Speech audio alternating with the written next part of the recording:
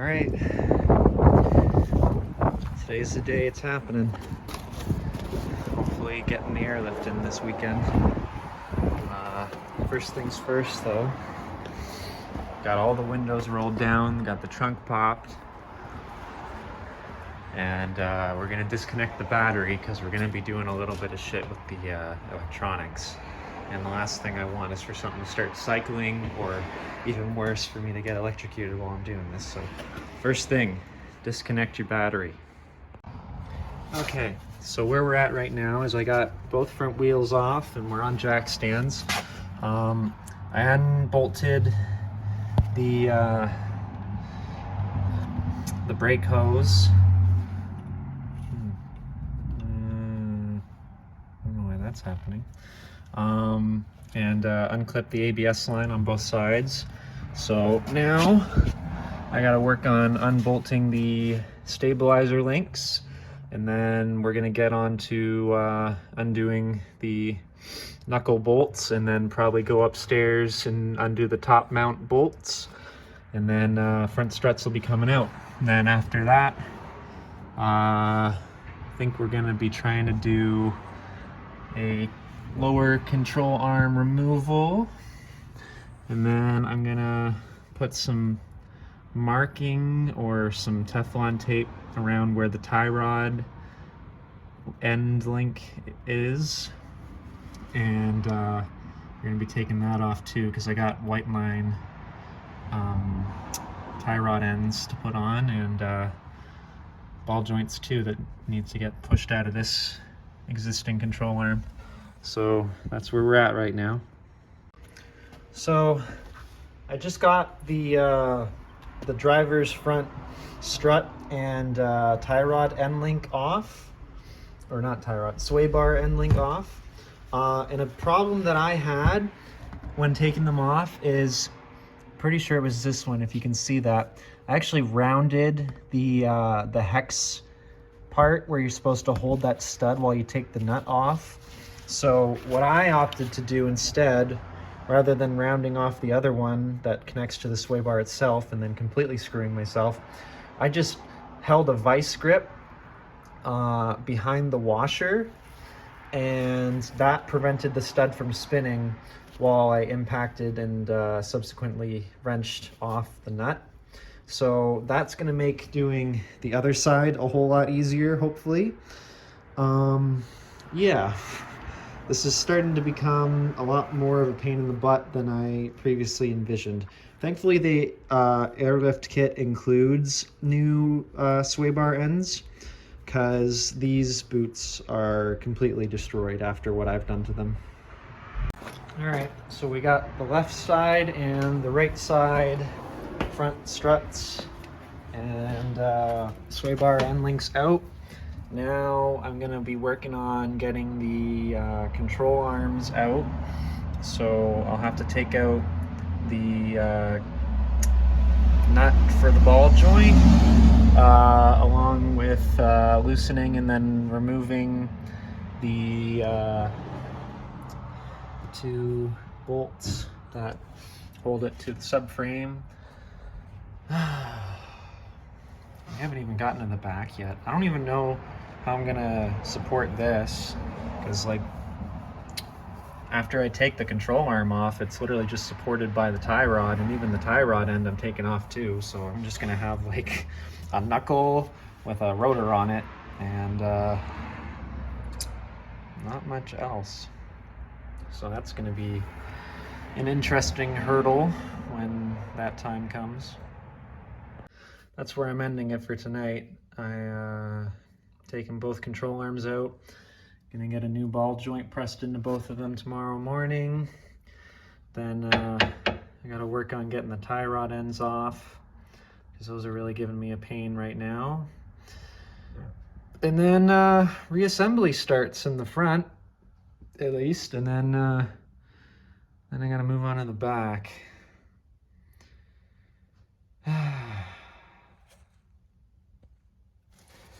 Why do I do this to myself? I ask myself that almost every time I start one of these big old projects.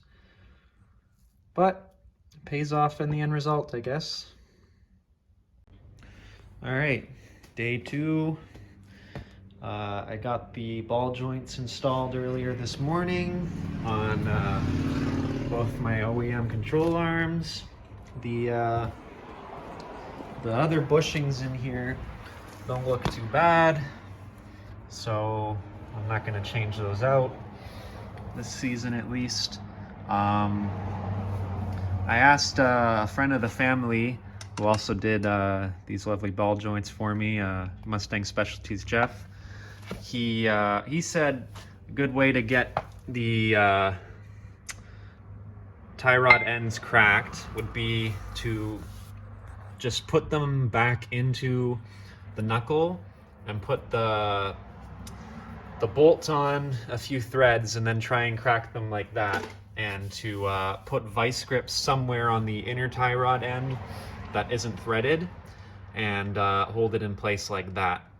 So once I reinstall the control arms, that's what I'm gonna try and do. Or maybe I'll just do it like this, that way I'm not putting stress on the ball joint, moving it around all wishy-washy and such. But yeah, that's where I'm at right now. All right, so after putting a lot of manpower into taking off this end, it finally came, and so now I got the new tie rod end and ball joint installed. So lower control arms going back in.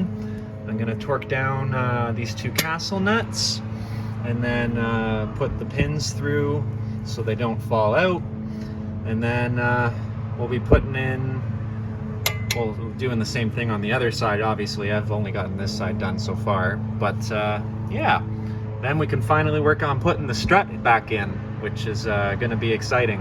And then the new adjustable end links are going to go on too, which is going to look real nice because they're like brass, and I don't know if they use Heim joints or not. I think it's just urethane ball joints, but yeah, we'll see in a little bit.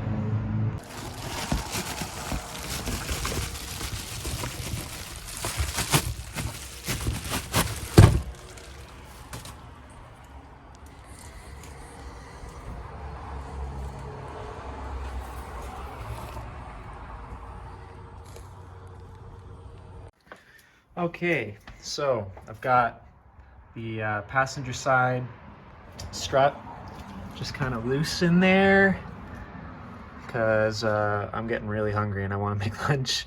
So that's the setup on this side. I know the caliper's still hanging, but yeah, never thought I'd see the day. Okay, so I stopped today at just running the wiring through.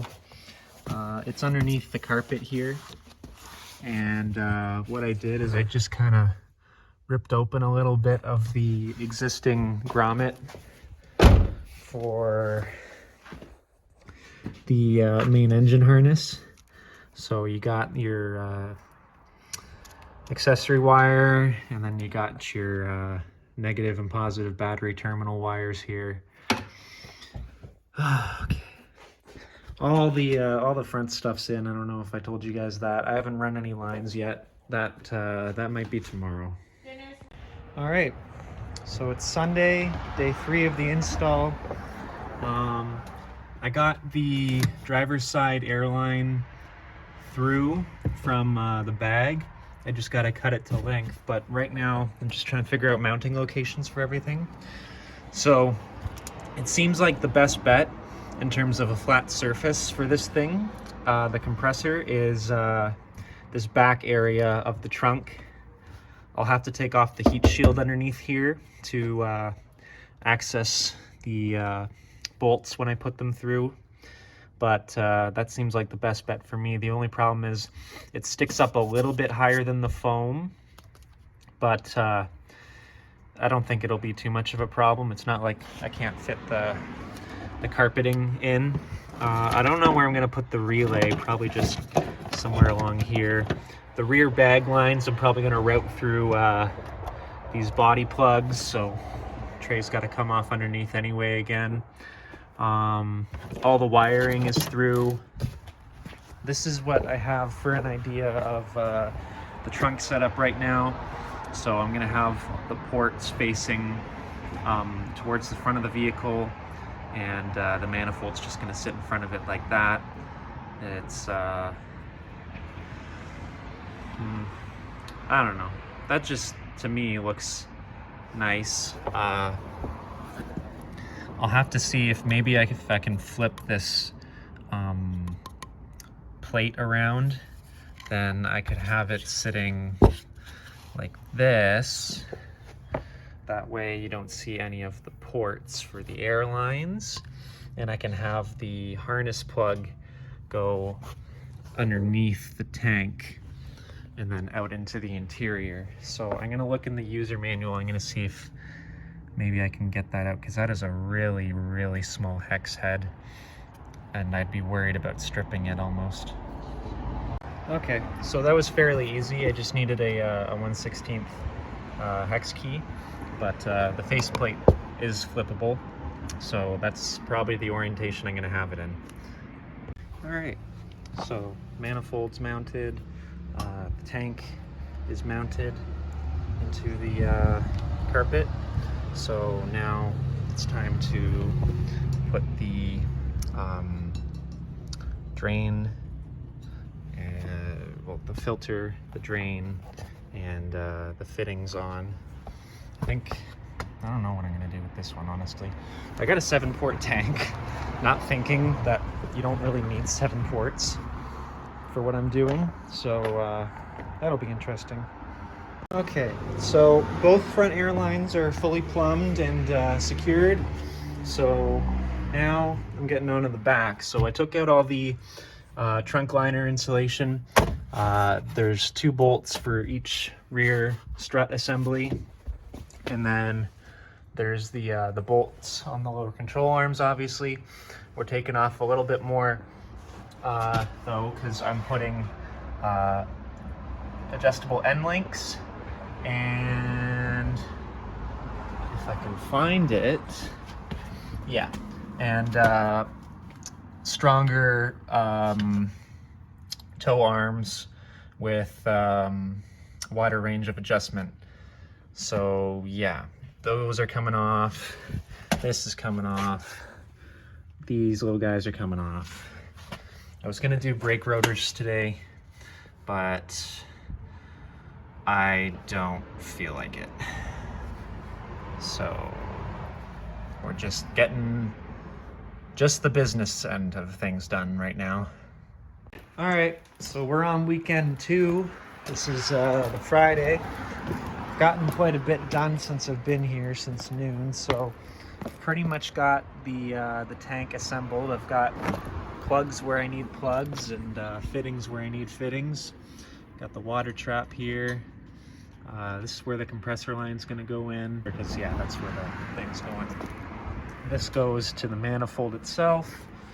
And then in here, I've already got the left side rear line routed through the grommet. The right side one's gonna go through this separate grommet. And then right now what I'm doing is I'm putting the hardware through. I already drilled the holes to mount the compressor. So that's gonna sit there. And yeah, things are coming along. After this, I just gotta put the tow arm on this side and button everything up there. Then I think from there it's just a matter of cutting and plugging in hoses, and then plugging in everything and hoping that it works. I still got to replace the valve on my AccuSump. I did buy a new one because I think the problem with the old one is I cracked the nipple. So I'm hoping that this fixes the problem, and then yeah, hopefully we'll have air right. Okay, so still Friday, thankfully, but just wanted to do a little update on the situation here. So the battery's in. Both connections for the compressor are, well, the wiring harness I should say, are hooked up. Battery's back in. In terms of the interior, I've got the controller hooked up. The manifold is plugged in, all the hoses are in. I just need to find a mounting point for the relay for the compressor. And then put this stupid flashlight away. What is that? Oh, Genesis, of course. Okay. So back here, I just got to torque up the bolts for the suspension right now. The hardest part, honestly, was mounting the compressor, because you probably won't be able to see it, but all 4 screws, their nuts had to go right above the rear cradle / differential. So it was quite the rainstorm of rust on my face the entire time. I had a little bit of an issue where I didn't have any more fittings to hook up a flex line, to hook up the flex line with PVC hose to the tank where it wanted me to. So unfortunately, the flex line is just threaded right into the bottom port, which I know is where they say to have the drain valve, but I don't care anymore. So I've got the left side rear bag, the right side rear bag. I tried my best with the flex lines, and the best I could do was just route it around the front of the sway bar end link and then zip tie it to where I think the height sensor would go if this was a later model. And then on the right hand side, I kind of have the same thing going. I might have to do a little bit more routing cleanup eventually. I wanted to go over the subframe at this point, but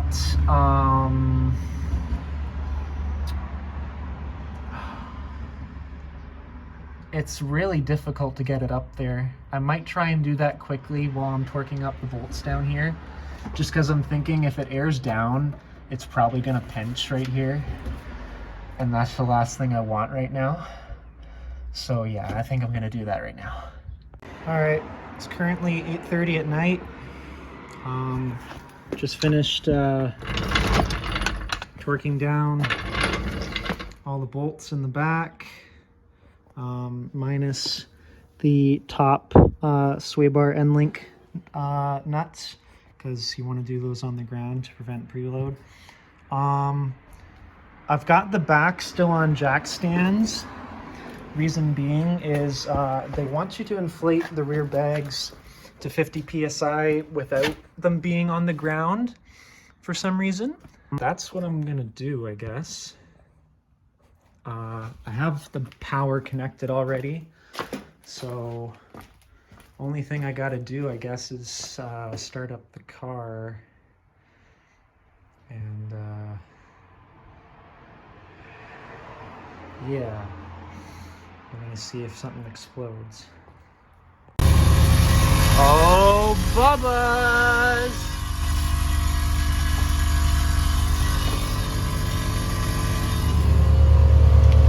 So everything's working as it should. Turns out my pink wire wasn't secured properly on the fuse, and my battery connections weren't that great either. So I had to fix those up a little bit. But yeah, we're building tank pressure. I also fixed the valve for my AccuSump. I took the nipple out and I put Teflon tape on the inside of the nipple that goes into the valve body itself, and now it doesn't leak anymore. So what we're gonna do, we're gonna try this out right now.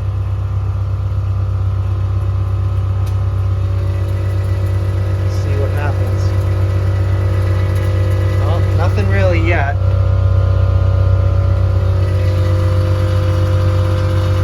Tank too low. Valve now. Pressure calibration.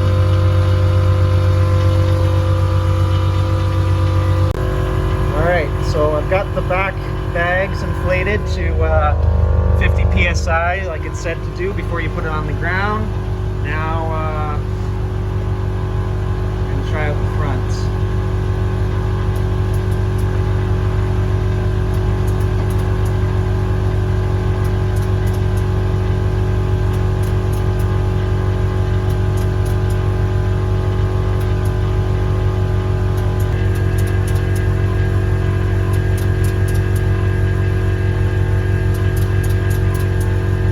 This is fucking cool.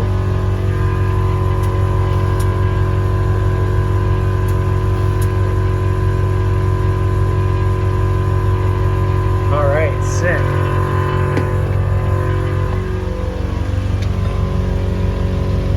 So as you can see, got plenty of room now. Finally sits off the ground. Right on.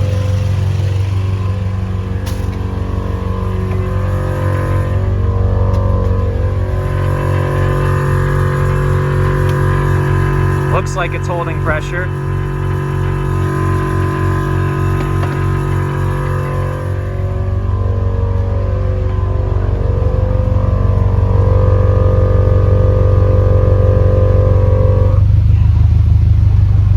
Awesome. Pressure shuts off.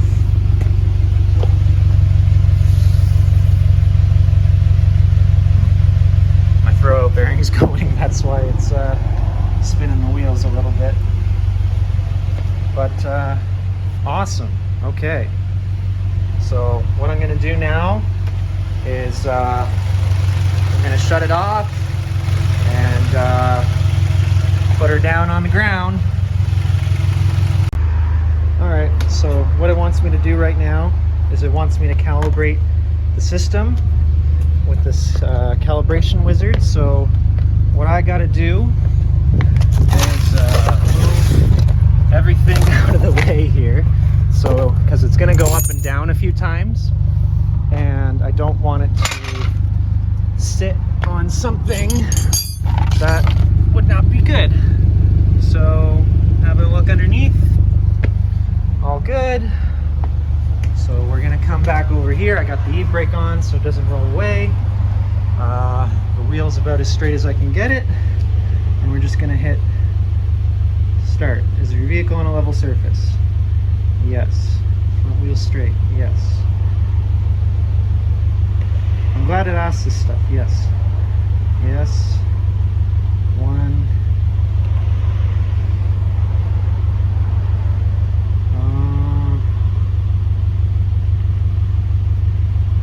Go with auto. No. Yes. So now it's just doing its thing. It'll probably cycle up and down a few times. Yep.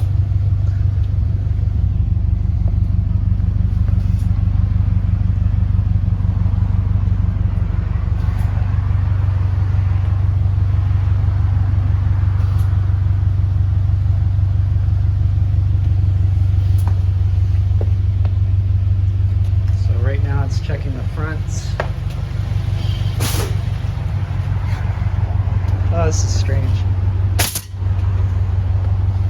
Yeah, I gotta fix my exhaust. It's just flinging around back there.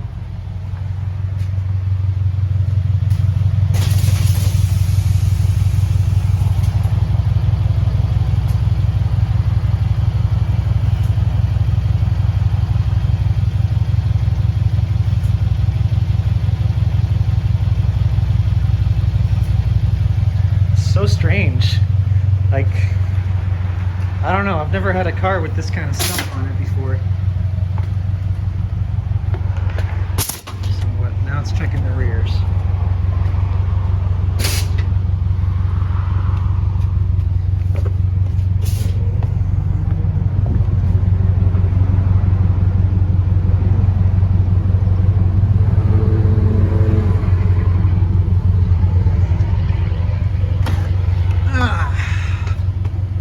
System ready to use. Okay, that was easy.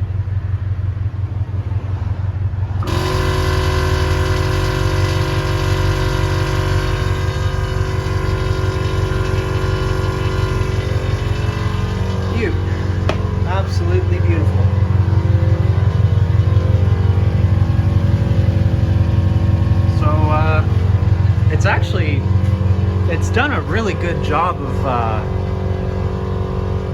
leveling it out. I think it's pretty much sitting level on all four. Like, let's see, I got that much here, that much there.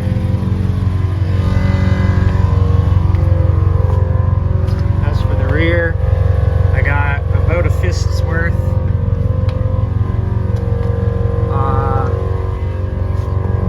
This side not quite as much of a fist's worth, but oh well, we'll figure it out over time. But yeah, wicked. Okay, so it's Sunday. Just trying to finalize a rough alignment before I bring it to the alignment shop tomorrow. I set the camber roughly where I think 1.8 degrees of negative is on both sides.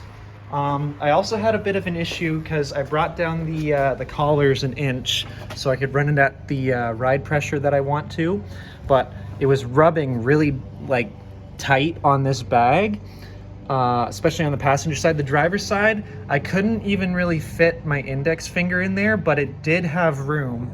But I noticed the passenger side had no room at all. So I'm like, well, maybe I can fix this somehow. So all I did was, there's two bolts down here that hold the strut to the steering knuckle. All I did was I loosened them and I pulled the steering knuckle as far as it would come forward and then torqued them. And now I can fit my entire, like, I can fit all my fingers back here with no problem at all. I've had it set on the ground and it stays that same clearance. So I've done the same on the driver's side, even though there wasn't really a problem with clearance. I also pushed out the few plastic clips that were sticking out into the fender well, and I didn't grind the nuts that are welded because I'm not running that extreme of a camber setting, but I did back out that one bolt because it was sticking out past the nut clearance. So I'm pretty sure the bag won't be rubbing anywhere, but we'll see when it's on the ground, I suppose. All right, so I just spent the span of what felt like 2 hours doing my own eyeball alignment because I didn't have string. There's dust on my screen. They all have a little bit of. I banged my ankle on the tooth. They all have a little bit of toe in, but from what I can justify with my eyeballs and you know, margin of error with using the flat part of the fender lip as my toe plate, I think it's about as close as I'm gonna get it. The steering wheel stayed straight the whole time, so it's not like I'm gonna be surprised when I pull this thing onto the street and it's crab walking again. More dust, oh my god. I took a little bit of camber out of the front just because the last thing I want is for it to be touching on the inside of the strut tower. And plus, I have no idea what angle this thing's running because I can't measure that with the very limited resources that I have here. But the bolts, the way they look in the engine bay, it's I didn't move the bolt. Well, I moved the bolt back so it can only go to a max of, from what I can tell, 1.5 degrees, based off the notches that they print on the top hat. And just feeling back there right now, it feels like I've got clearance from the bag to the strut tower. That's an attractive angle. So I think we're good in terms of being able to drive this to the alignment shop tomorrow. So, hoping. As for tire to bag clearance, it's mint. We've got a finger width on both sides. The back, you know, it's just a sleeve. So there's no issue there. Plus the way it's mounted, it's nowhere near the tire. And I'm only running 9 wides, so I really doubt that I would have that kind of fitment issue. But I'm gonna go get some water, because I just spent 2 hours crawling around underneath a car, and I've got the lab coat stains to prove it. That's from crawling around on the floor. I had to go under a few times because I had no idea what I was doing. I was actually shortening the tie rods in the front, so I ended up having even more toe out than I started with. So that was a lesson in how to do your own alignment. And then the back, there's the inboard and the outboard rod end, along with the adjustment rod. And the clearance is not very much on the outer nut for that rod end. So that took a while, and I'd say the front was easier to do than the back, surprisingly. Yeah. And for the people who want to know, these are the 4 wrenches that I use to do the alignment. So 19 is your jam nut size. This is for holding the tie rod end in the front, which is also a 19, but I don't own 2 19 open ends. The 22 is to hold the rod on the rear toe link, and a 9/16 is what I use to turn the tie rod adjustment in the front to lengthen or shorten it. So I just dropped off my car at 13 Motorsports this morning for a full transmission service and alignment. I gave them the specs that I want. Probably going to try and run about -1.8 all around and 0 toe, but I told them to make sure that there's clearance for the bag between the frame / inner strut tower and the bag itself. And then the tire itself, I know there's clearance, so there shouldn't be an issue there unless I start messing around with the camber bolt. They're doing a lot on the transmission, which I'm kind of happy for. They're doing the crank rear main seal. They're changing the transmission fluid because obviously it's got to come out anyway. I opted just to put a new OEM flywheel in because they said machining it would cost about the same amount anyway. The Exidi Stage 1 clutch kit is going in, along with the Varus forged fork and billet pivot are going in too. So yeah, this thing's getting buttoned up pretty good. So now all I need to do really is just play the waiting game, and while I'm doing that, I'm just kind of collecting my mess and trying to put it somewhere. I think a lot of this stuff can just get recycled, like boxes for the management controller and stuff. But first driving impressions, the alignment isn't perfect, obviously, but it's really strange. Like, you'd think, coming from my Jetta that was lowered on like FK street lines, you would think that for having the car on performance suspension and having it lowered by like about, I'd say like an inch or so, 1.5 inches maybe in the back, that it would be a really harsh ride. But if anything, it's actually a bit softer than how it was before. So it's kind of interesting like that. But when the alignment's done, I'll do a driving impression and let you guys know how it is.